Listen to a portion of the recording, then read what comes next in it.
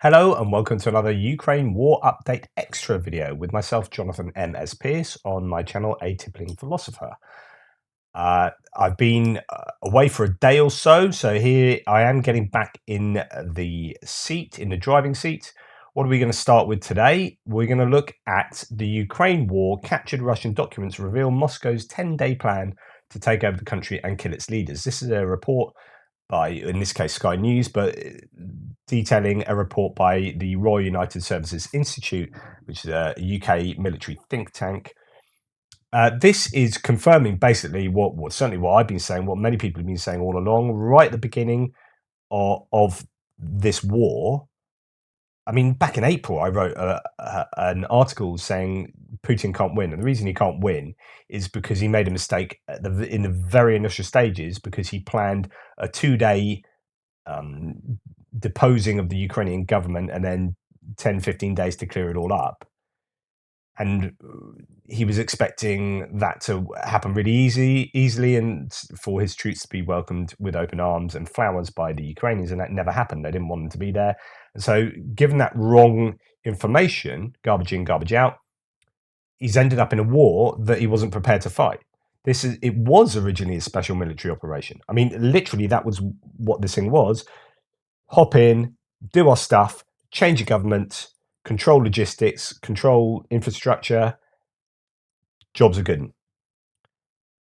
But since that was based on completely incorrect information, it failed right from the start. And then Russia found themselves militarily inside Ukraine for a special military operation that morphed into a war that they had not planned for. And because they hadn't planned for that war, it was then just a complete disaster from the beginning till now. And they're still ill prepared for what is going on. They're still having to mobilize hundreds of thousands of people. They are sanctioned left, right, and center. Their economy is on a precipice, and they become political pariahs. This is just an unmitigated disaster and will probably go down as one of the biggest political disasters. I don't know whether, it's got to be worse, more ill thought out than the Second World War. I mean, the Second World War, it was on a knife edge as to where that would go. This was doomed from the beginning, as far as I'm concerned. So it's just a ridiculous political decision. Anyway, let's just quickly jump through this. A British defense and security think tank has revealed details of Moscow's pre-invasion plan for Ukraine based on captured Russian documents, apparently signed off by Vladimir Putin. Russia had planned to take over Ukraine over 10 days and annex it by August this year, the RUSI said. According to the think tank, only a small group of Russian officials were aware of the full scale of the plans. And that makes sense of a lot of the data that we got out, which is the troops didn't know what was going on. They thought they were training. Their commanders wouldn't have known, and it goes up and up and up. So only very few people at the top knew what was going on, and everyone else was just picking up the pieces as they went.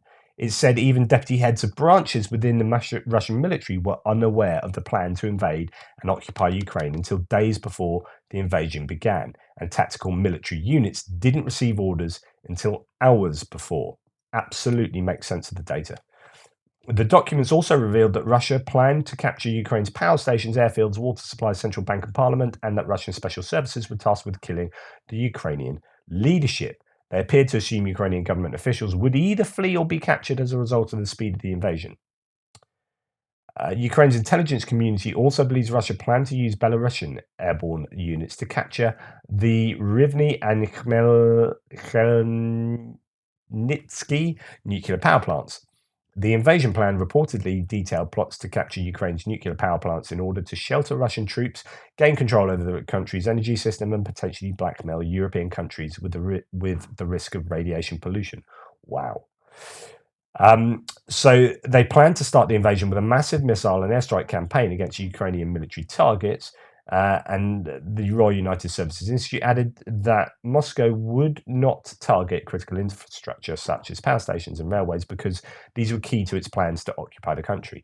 Yeah, it seems like only later did they start targeting these, when they realized that they weren't going to be able to take over and occupy the country as a whole. And Russian counterintelligence regime had compiled lists of some Ukrainians, and they were divided into 4 categories: those who should be killed, those who needed suppression and intimidation, those considered neutral, who should be encouraged to collaborate, and those prepared to collaborate. Officials plan to register the population through door-to-door sweeps and filtration camps.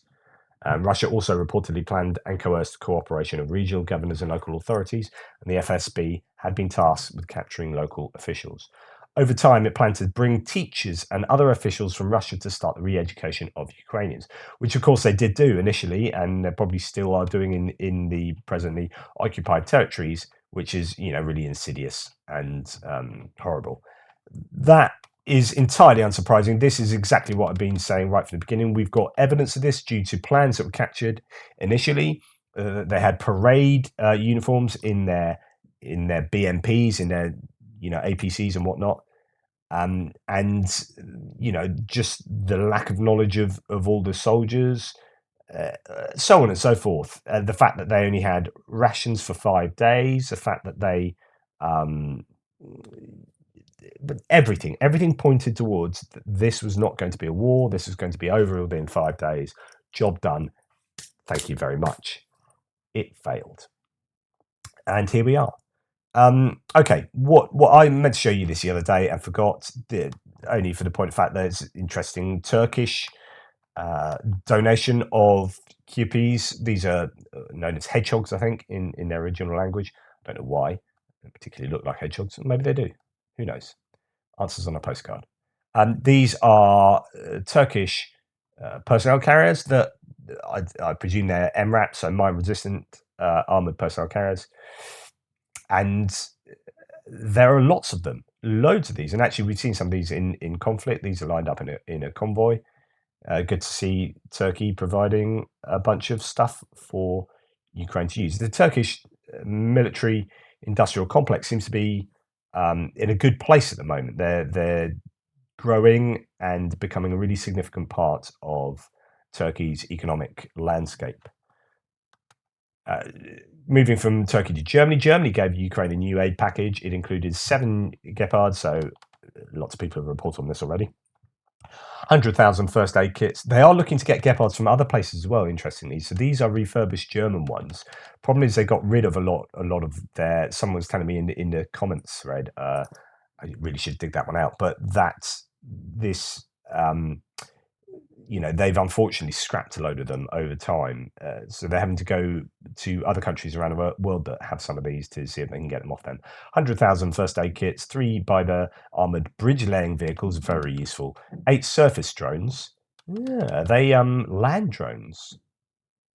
Interesting. 12 border vehicles, 4,000 sleeping bags, spare parts on Mi-24 helicopter, and 30 ambulances. Excellent. Good stuff. Germany. And 152 millimeter artillery shells being made in Ukraine. I have reported this already, but here, just show you some pictures. Again, a couple of days old, sorry. I'm behind. These have become extremely sparse and are much needed in Ukraine by Ukrainian artillery crews. I believe the Arsenal company in Bulgaria is making these, although there have been some sabotage of the factory there by FSB agents a couple of times, I believe. And there are a few other places around Europe that are starting to make these again. Ukrainians are as well. I don't know what their output is. That's going to be the important part. It's great to see 5 shells here, but that will be used by 1 artillery unit in about 10 minutes. So, whatever. This is unbelievably excellent news. Hopefully the scale of the manufacturing will also be significant, and that's the key. The demand for these is very high.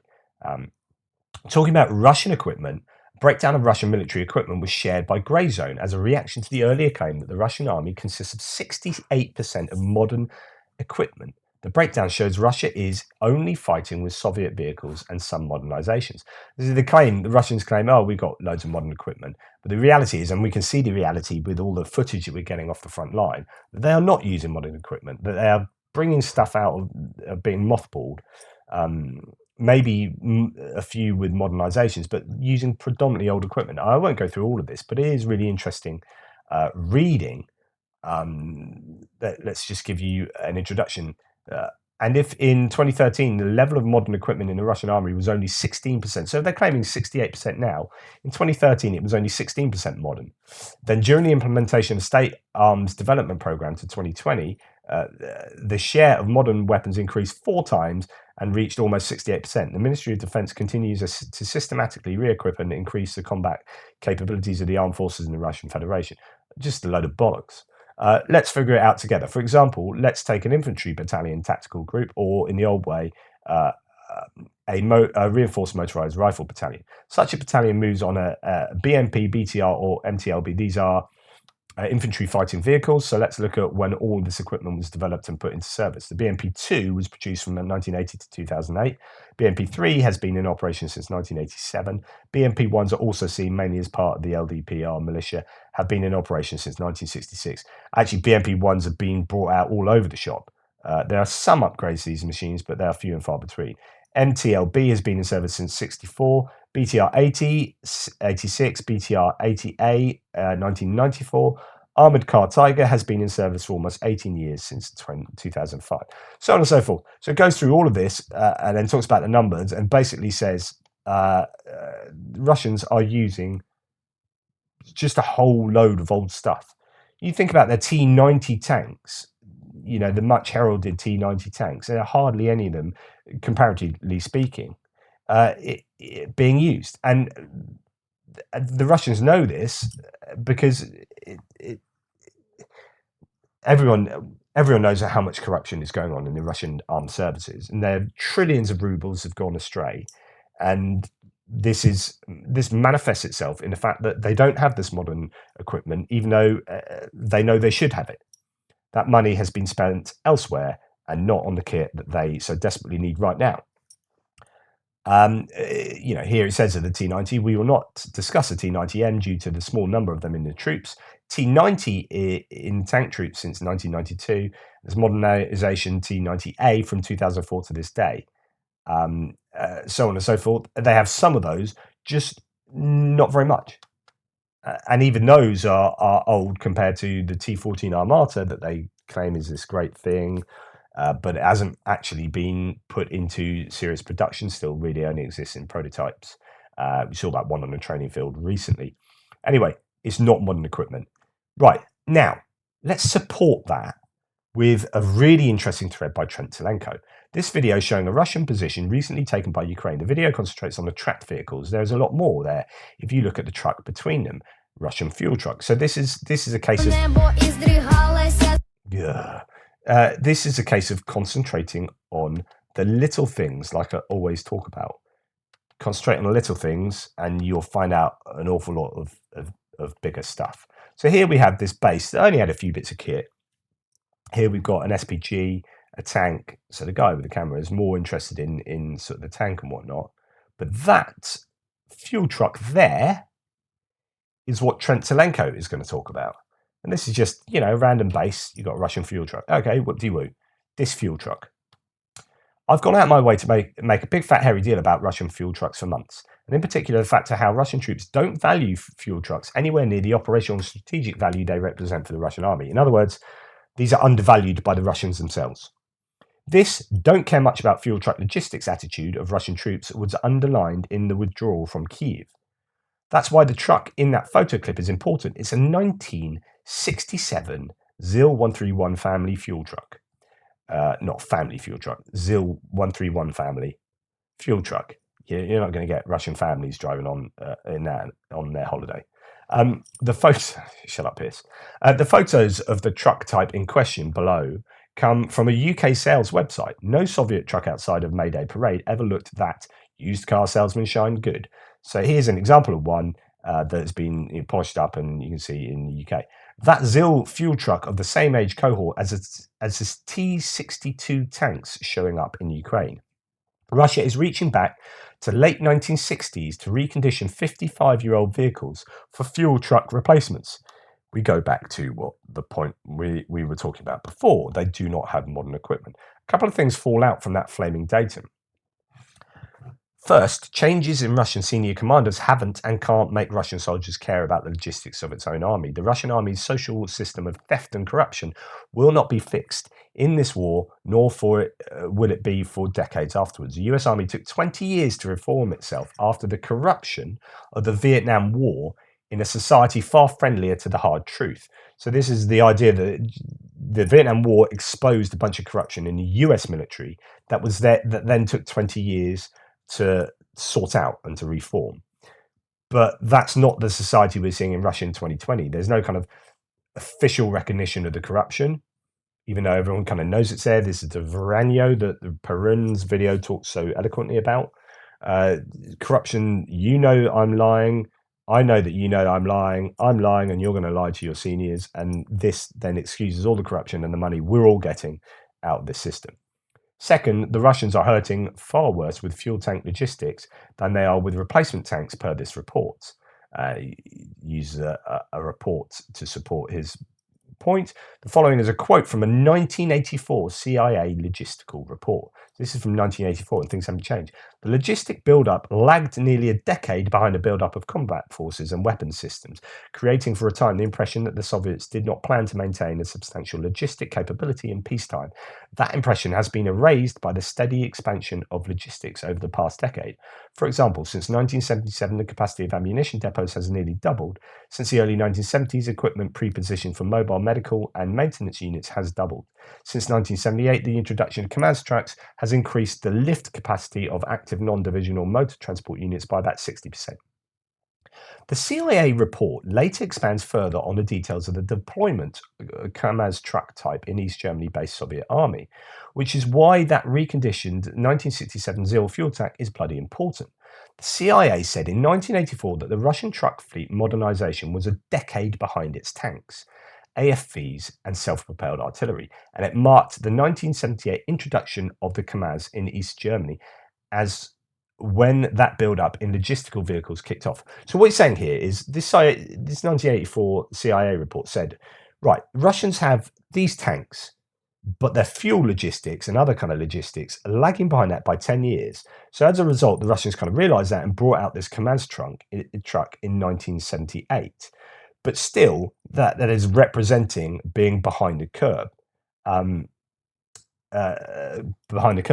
If Russia is reconditioning 1967 ZIL fuel trucks in 2022 for use in Ukraine, something's going amiss here. So they are reconditioning a truck that is 40 years, takes us to 2007. That another 15, so that's 55 years old. Sorry, my brain just can't do maths at the moment. 55 years old and it's reconditioning that. It means that most of, if not all of those post-1978 Soviet-era fuel trucks have been used up either in combat or by operational attrition. Pulling a 1967 fuel truck into 2022 combat means Russia is in a world of deep logistical hurt because that late 1960s era had far fewer fuel trucks built per armoured mechanised unit. So this is going back to that report saying, well, they were 10 years behind back in 1978 and they realised that and built out the Kamaz, but it was all crappy then. So if you're pulling back from that crappy period, you are in real trouble because they had far fewer fuel trucks built per armoured or mechanised unit. The firepower of the Russian army is in its vehicles. Vehicles have to move for Russian firepower to do the same. That ability to move is now in doubt. It is clear that the Ukrainian military has noticed this Russian fuel distribution problem and is acting to make it worse. So you've seen over the last week, Ukraine hit a bunch of Russian fuel depots inside Russia as well. In fact, let me pull something else to support that, which is this. Little sidebar, a large explosion in an oil terminal in Bryansk, Russia on the 30th of November caused a fire that burned out all the oil there. It was used for Russian military equipment, not anymore. The reservoirs held several thousand tons of oil worth several $1 million. That is massive, right? And that is going to hurt. So that is why they're hitting these fuel depots. But actually, the trucks show another problem, which is, having a fuel and having them in a depot and that being hit's a problem, but getting that fuel to the front lines, to their vehicles, is another problem, and worse. Sorry. Trent Tilenko is talking about how he's presenting evidence how the Ukrainians have hit fuel depots, and this is in Shakhtarsk, and worse, and another one in Donetsk. So, in fact, it looks like the airfield has been striking Russian fuel depots with all the persistence of its strikes on Russian ammo depots. So, the longer the Russian truck logistics and the farther from the rail lines, the more immobile Russian ground forces will be. There are a whole lot of military implications centered on those not enough Russian fuel truck facts. This is really important. So, the fact that he's just seen a 1967 truck on a front line shows that the Russians are in desperate logistical straits. When you go back to thinking about, these front lines and having arguments about, you get pro-Russian bots on my threads going, Russia's going to win, just you wait, blah, blah, blah. And you're thinking, dude, they're using 1967 trucks to transport that oil. They're running out of trucks. We've seen them transport really terribly old bits of kit. The Russians are in trouble. Yeah, they might have just a whole bunch of conscripts that they can throw at these front lines, but the long-term sustainability of their entire war project here is in doubt. And when we've seen what's happening in Zaporizhia with all of these sort of HIMARS hits going on there, and when we see some of the hits going on in Russia, this is a problem for Russia going forward. They might be having some limited success in Bakhmut and in Novosibirsk, just to the west of Kuzymivka, up on these, the Kupiansk front line down to Svata, all whoop-de-doo, matter of meters here and there. But you can't even provide your front line with adequate resources. This is a big problem. Okay, I reported to you the other day that unfortunately Ursula von der Leyen, the EU head of the EU, said she let out that 100,000 Ukrainian soldiers had died, and there's lots of fracas about that and about whether she had been given intel, but she wasn't supposed to say it, but then said it, and whether she was conflating casualties with deaths. Because actually, casualties I used to think, years back, that casualties meant deaths, right? So it's very easy to someone who's not involved in war stats to go, here's 100, Ukraine have lost 100,000 casualties. And you to think, that's 100,000 dead soldiers.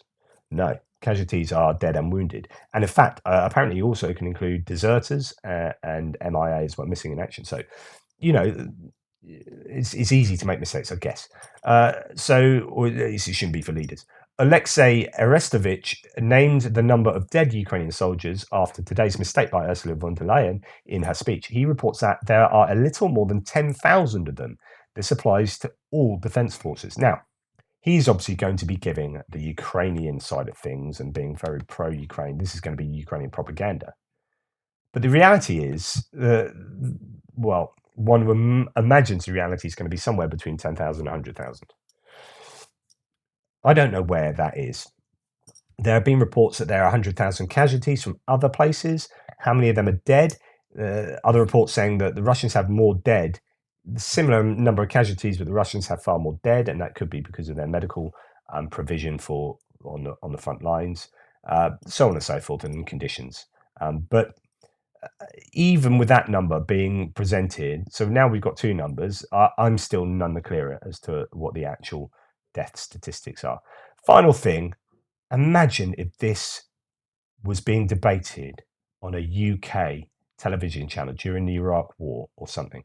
As the reality of defeat looms ever larger over Russia, Kremlin propagandists are moving further and further into an alternative reality where Zelenskyy is the Antichrist, or perhaps a minor demon in the service of Satan.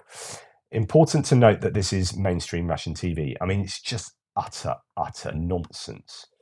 I mean, if you want a bit of philosophy of religion here, Satan really can't exist, because if God is supposedly omnipotent, fully powerful, then God could get rid of Satan like that. So if Satan actually exists, Satan is there because God wants Satan to be there.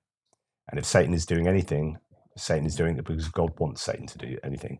So if you're claiming that Zelenskyy is a minor demon in the service of Satan, you are actually saying, if you believe in God, that God is making Zelenskyy a minor demon of Satan. Because God is omnipotent, he could go poof and poof anything out of existence. But he doesn't, so therefore that's on the behest of God. Anyway, there's a bit of philosophy for you. I won't go into that because a lot of you will be going, what's this libtard saying? Anyway, whatever. Meanwhile, in Russia, in all seriousness, pundits and experts on Russian state TV will argue whether President of Ukraine, Volodymyr Zelenskyy, is the Antichrist or just a small demon. So let's talk you through this. I will read out the subtitles for you because I know a lot of you are listening. So these are pundits. Pundit 1 says, I never thought that Zelenskyy would become so satanic. He says, you used the correct word, says someone else. I think you're deeply correct to bring up Satanism, says someone else. These things could be done only by those who worship someone else, the enemy of all humanity. Unfortunately, says the first guy, Zelenskyy, sorry, they're speaking quite quickly. Whenever you hit that, the sound comes back on. It's so annoying.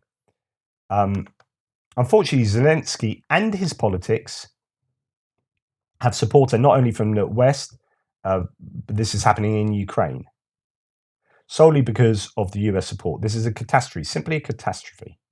I would like to continue this painful topic, says someone else. I would like to continue this painful topic. This is a religious, psychological, people's topic.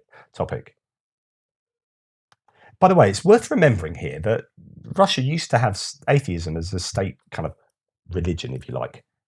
No longer. They're really in bed with the Orthodox Russian Church. Russian Orthodox Church. We need to be very specific as to what we emphasize, says this other guy, and not be shy about it. I believe that the Orthodox Church should proclaim that Zelenskyy is officially the coming of the Antichrist. He is the official Antichrist. From a standpoint of orthodoxy, this man is a classic Antichrist. We should forget the surname of Zelenskyy. We should simply call Zelenskyy the Antichrist. He formalized it officially, practically, and in writing. He made a deal with the devil. And he is fulfilling his obligations per his contract. There can be no diplomacy or familiarity with this. We should realize that the destruction of orthodoxy and its uprooting is taking place. Arik, I will disagree with you, says someone else. You flatter Zelenskyy by calling him the Antichrist. He's just a small demon. This makes me laugh because it's just pure fantasy. It's nonsense. That's like going, oh, no, I won't get onto my philosophy of religion. But you would never see this in serious UK political chat show. Imagine BBC Question Time and people actually seriously discussing whether Zelenskyy is the Antichrist or just a small demon. Gee whiz. Okay, he's just a small demon, but no more than that. Yes, he serves the Antichrist. Yes, he's building stone after stone. My dearest, there is so much blood. Sorry, they speak really quickly. A sea of blood. A sea of Ukrainian blood, a schism in the church. It couldn't be accomplished by a small demon. He is definitely the Antichrist. This Antichrist should be finished off. You overestimate Zelenskyy, says the other guy, in quotation marks, of course.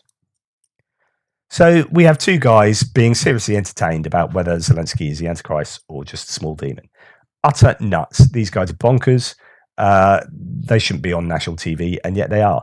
What is going wrong? It's all going wrong in Russia. Anyway, there you go. Thank you so much for checking that out. Please like, subscribe, share. And there are lots of ways you can support the channel. Buy me a coffee, PayPal, YouTube thanks and all that kind of stuff. Really, truly appreciated. But just watching and liking and subscribing is super, super important. Please head over to youtube.com/@ATPGO and my future extra videos will be going on there.